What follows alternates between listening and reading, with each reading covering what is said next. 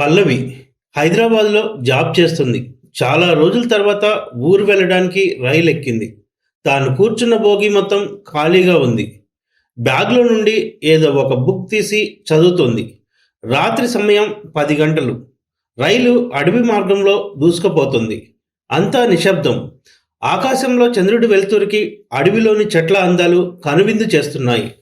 ఆమె ఆలోచనలు పుస్తకం నుండి బయటికి వచ్చాయి. రాత్రి ఇంత నిశ్శబ్దంగా ఉంటుందా?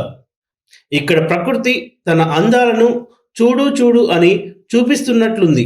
పల్లవి తన చుట్టూ ఖాళీ బోగిని మరోసారి చూసింది. ఇక్కడ నేను మాత్రమే ఒంటరిగా ఉన్నానా, లేక ఈ నిశ్శబ్దంలో ఇంకెవరైనా ఉన్నారా అనే చిన్న సందేహం ఆమె మనసుకు తాకింది. అప్పుడే ఎదురుగా ఉన్న సీట్లో ఒక వ్యక్తి వచ్చి కూర్చున్నాడు. అతను సాదాసీదా ప్యాంట్ షర్ట్ ధరించి మృదువుగా నవ్వుతూ పల్లవి వైపు చూస్తున్నాడు. పల్లవి ఆశ్చర్యంతో ఎదురుగా కూర్చున్న వ్యక్తితో, మీరెలా రైలు ఎక్కారు? రైలు ఆగలేదు, మీరు ఎలా వచ్చారు? అతను నవ్వుతూ ఆ ప్రశ్నకు సమాధానం చెప్పకుండా, ముందు మీకు ఒక కథ చెప్తాను, మీ ప్రశ్నకు సమాధానం ఈ కథలో దొరుకుతుంది అంటూ అతను తన కళ్ళను కిటికీ వైపుకు తిప్పాడు. కానీ పల్లవికి ఆ కళ్ళల్లో గాఢమైన ఆత్మీయత, ఏదో కోల్పోయిన బాధ అతని ముఖంలో కనిపించింది. ఆ యువకుడు కథ చెప్పడం మొదలుపెట్టాడు. శివ హైదరాబాద్ నుండి బంధువుల ఇంట్లో పెళ్లి కోసం ఒక గ్రామానికి వచ్చాడు. పెళ్లిలో పార్వతిని చూసి మొదటి చూపులోనే ప్రేమలో పడ్డాడు. పార్వతి కూడా ప్రేమలో పడింది. ఆ రోజు సాయంత్రం పార్వతి శివతో, మా ఊరిలో ఉన్న చాలా పవిత్రమైన గుడి చూపిస్తారా అంటూ తీసుకువెళ్ళింది. గుడిలో ఉన్న పంతులు గారు వీరిద్దరిని శీఘ్రమేవ కళ్యాణ ప్రాప్తిరస్తు అంటూ దీవించాడు. పార్వతి శివ సంతోషంతో పంతులు గారికి నమస్కరించి ఆశీర్వాదం తీసుకొని గుడి మెట్లపై కూర్చున్నారు. శివ ఆ విశాలమైన పురాతనమైన గుడిని చూస్తుండగా పార్వతి శివ ఒడిలో కూర్చొని ఆమె తలను అతని గుండెపై వాల్చి కమ్మని నిద్రలోకి జారుకుంది. ఆమె ముఖంలో అమాయకత్వం, ప్రశాంతత కలగలిపి కనిపించాయి. శివ తన చేతిని ఆమె తల మీద ఉంచి కదలకుండా నిశ్శబ్దంగా చూస్తూ ఉండిపోయాడు. నిద్రలో పార్వతి, మన పెళ్లి అయిపోయింది, మనం ఎంతో సంతోషంగా ఉన్నాం అని ఆమె కలగంటుండగా పార్వతిని తట్టి లేపి, ఇది కేవలం కల మాత్రమే, లేచి చూడు. పార్వతి తన కళ్ళు తెరిచి చూసి కూడా, ఇది నిజమే, కాదనుకు, మన పెళ్లి అయిపోయింది. శివ తాను నవ్వుతూనే ఆమె తలపై సున్నితంగా చేయి పెట్టి నిమురుతూ తన చేతి వేలికి ఉన్న రింగును తీసి పార్వతి చేతి వేలికి తొడిగి, నేను హైదరాబాద్ వెళ్తున్నాను, వీలైనంత త్వరగా వచ్చి నిన్ను తీసుకువెళ్ళి మా అమ్మ నాన్నలకు చూయించి మన పెళ్లి విషయం మాట్లాడతాను అని చెప్పి వెళ్ళిపోయాడు. కొన్ని రోజులకి పార్వతిని కలవడానికి శివ రైల్లో బయలుదేరాడు. పార్వతిని ఎప్పుడెప్పుడు కలవాలన్న ఆశతో ఈ రైలు ఇంకా స్పీడ్గా పోతే బాగుంటుంది అని అనుకుంటుండగా రైలు ప్రమాదానికి గురై శివ చనిపోయాడు. కొన్ని రోజుల క్రితం ఇదే రైల్లో ప్రయాణిస్తున్న శివకి పార్వతిని ఎప్పుడెప్పుడు కలుస్తానన్న ఆశతో ఈ రైలు ఇంకా స్పీడ్గా పోతే బాగుంటుంది అని అనుకుంటుండగా రైలు ప్రమాదానికి గురై శివ చనిపోయాడు. కానీ శివ చనిపోయాడన్న విషయం తెలియని పార్వతి ఇంకా అతని కోసం ఎదురు చూస్తుంది. ఎదురుగా ఉన్న వ్యక్తి కథ చెప్తూ అతని మాటల్ని ఆపాడు. అతని మాటల్లో ఆత్మీయత, బాధ, ఆవేదన స్పష్టంగా అర్థమైంది పల్లవికి. అతను చివరి క్షణంలో రైలు ప్రమాదం జరిగినప్పుడు శివ ఆత్మ ఎంతగా పార్వతి కోసం తప్పించిందో పల్లవి గుర్తించగలిగింది. ఎంతో ఇంట్రెస్ట్తో వింటున్న పల్లవి కథ ఆపేసరికి కుతూహలంతో, తర్వాత ఏమైంది అని అడిగింది. ఒక్క నిమిషం అంటూ వెళ్ళిపోయాడు.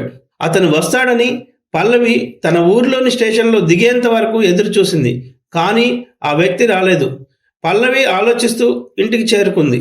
పల్లవిని చూసిన పార్వతి అక్క అంటూ ఆనందంతో పరుగెత్తి వచ్చి పల్లవిని గట్టిగా కౌగిలించుకొని, ఎలా ఉన్నావక్క, ఎంతకాలం తర్వాత చూశాను అంటూ పల్లవి చేతిలో ఉన్న బ్యాగ్ని తీసుకొని ఇంట్లోకి వెళ్తుండగా పల్లవి పార్వతి చేతికి ఉన్న రింగ్ చూసి, ఇదెప్పుడు కొన్నావు అని అడిగింది.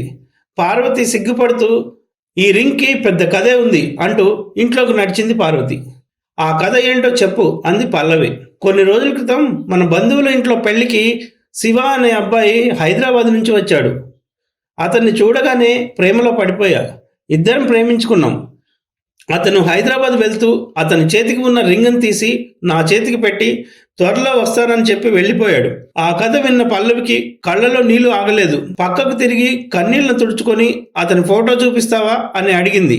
సరే అక్క అంటూ గదిలోకి వెళ్ళి ఫోటో తీసుకువచ్చి చూపించింది. ఆ ఫోటోను చూసిన పల్లవి ఉబికి వస్తున్న కన్నీళ్లను ఆపుకుంటూ తనలో తాను రైల్లో కనిపించిన శివ చనిపోయాడు అంటే నా ముందు కూర్చొని నాకు కథ చెప్పింది శివ ఆత్మ అని అనుకుంది. అంతలో అక్క, నువ్వు ఉంటున్న హైదరాబాద్లోనే శివ కూడా ఉంటాడు, మన ఇంటికి వచ్చాడు. శివకి నీ ఫోటో చూపించి ఈమె మా అక్క అని, నువ్వు కూడా హైదరాబాద్లోనే ఉంటావని చెప్పాను. శివ చనిపోయాడని తెలియని పార్వతిని చూసి పల్లవి తన కన్నీళ్లను లోపలే అంచుకుంటూ ఇద్దరిని కలపలేకపోయినా చివరిగా శివ ఆత్మతోనైనా నా చెల్లెల్ని కల్పించాలని అనుకుంది. మనం హైదరాబాద్ వెళ్దాం అని పార్వతిని వెంట తీసుకొని రైలెక్కింది.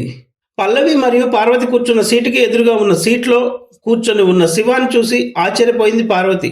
శివాని హక్ చేసుకుంది. కానీ ఎలాంటి స్పర్శ తగలకపోవడంతో ఆమె శివ చేతులు పట్టుకునేందుకు ప్రయత్నించింది. కానీ గాలి తాకినట్లు మాత్రమే అనిపించింది. శివ, నువ్వేనా? కంటనీరు తుడుచుకుంటూ ప్రశ్నించింది. నీకు నేను చివరిసారి కనబడడానికి, నీ చేతిని పట్టుకోవడానికి, నా మాటలను చివరిసారిగా చెప్పడానికి నువ్వు నా కోసం ఎదురు చూస్తున్నావన్న విషయం నన్ను ఈ లోకాన్ని వదిలిపోకుండా చేసింది. నీ కోసం, నీ ప్రేమ కోసం మళ్ళీ పుడతాను అని చెప్పాడు. పార్వతి శివ ఆత్మను హక్ చేసుకుంది. శివ ఆత్మ పార్వతి కౌగిల్లోనే శూన్యంలోకి కలిసిపోయాడు. రైలు ప్రయాణం సముద్రపు అలల మాదిరిగా శాంతంగా సాగుతుండగా పల్లవి, పార్వతి సీట్లో కూర్చొని ఉండిపోయారు. పార్వతి కళ్ళల్లో కన్నీళ్లు ఒపికి వస్తున్నాయి. శివ తన ప్రేమ కోసం తిరిగి వస్తాడని అతని ఆత్మ ఇచ్చిన మాట ఆమెకు నమ్మకం కలిగించింది. పల్లవి అలా పార్వతిని చూస్తూ తన జీవితంలో జరిగిన సంఘటనలను తలుచుకుంటుండగా రైలు తన గమ్యస్థానం వైపు వేగంగా దూసుకుపోతుంది. ఆ రాత్రి రైలు ప్రయాణం పార్వతి గుండెల్లో ఒక జ్ఞాపకంలా మిగిలిపోయింది. ఆ రాత్రి పార్వతి గుండెల్లో శివ జ్ఞాపకాలు శాశ్వతంగా మిగిలిపోయాయి. ప్రేమ చనిపోదు. శివ చనిపోయాడు, కానీ పార్వతి ప్రేమ కోసం మళ్ళీ పుడతాడు. ప్రేమ కాలాన్ని, మరణాన్ని కూడా జయిస్తుంది. ప్రేమ ఎప్పటికీ శాశ్వతం.